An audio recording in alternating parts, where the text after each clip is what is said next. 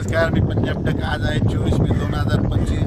सर्वप्रथम शेतकऱ्याला सांगू इच्छितो की 30 मे पर्यंत असाच पाऊस पडणार आहे आणि मी आहे आमच्या शिरू तालुक्यात दुधना धरणावर आहे आणि या ठिकाणाहून सर्व शेतकऱ्याला अंदाज देणार आहे. तर हे आहे दुधना धरण, आमच्या शिरू तालुक्यातलं दुधना धरण आहे आणि या ठिकाणाहून माझ्या महाराष्ट्रातल्या शेतकऱ्याला अंदाज देणार आहे की राज्यामध्ये 30 तारखेपर्यंत असाच भाग बदलत पाऊस पडणार आहे म्हणून हा अंदाज लक्षात येतात. पण राज्यात सांगायचं झालं तर सर्व शेतकऱ्यांसाठी आनंदाची बातमी, 1, 2, 3 जूनला राज्यात सूर्यदर्शन होणार आहे, पाऊस विश्रांती घेणार आहे, वरून राजा रजेवर जाणार आहे म्हणून हा अंदाज लक्षात येतात. म्हणजे सांगायचं झालं तर 1 जून, 2 जून, 3 जूनला वरून राजा विश्रांती घेणार आहे, रजेवर जाणार आहे म्हणून हा अंदाज लक्षात येतात. माझी सर्व शेतकऱ्याला विनंती आहे की 1, 2, 3 जूनच्या नंतर ऊन पाडल्याच्या नंतर तुम्ही काय करा, तुम्ही संपूर्ण शेताची कामे आटपून घ्या, कारण की त्यावेळेस उघाड पडणार आहे.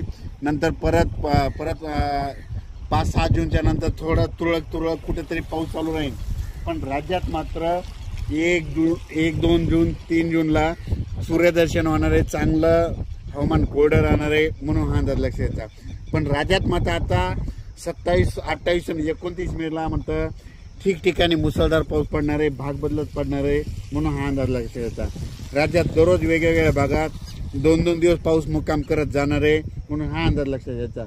पण राज्यात मात्र 30 मे पर्यंत असंच पावसाचं वातावरण राहणार आहे म्हणून हा अंदाज लक्षात येतात. अचानक वातावरण बदल झाला तर लगेच एक मेसेज दिला जाईल. धन्यवाद. हे पाहू शकता, हे आमचं दुधना धरण आहे, म्हणजे सेलू तालुक्यातील लहान भाग होणार आहे. आमचं हे धरण आहे आणि या धरणात देखील पाणी यायला सुरुवात झाली, पाहू शकता.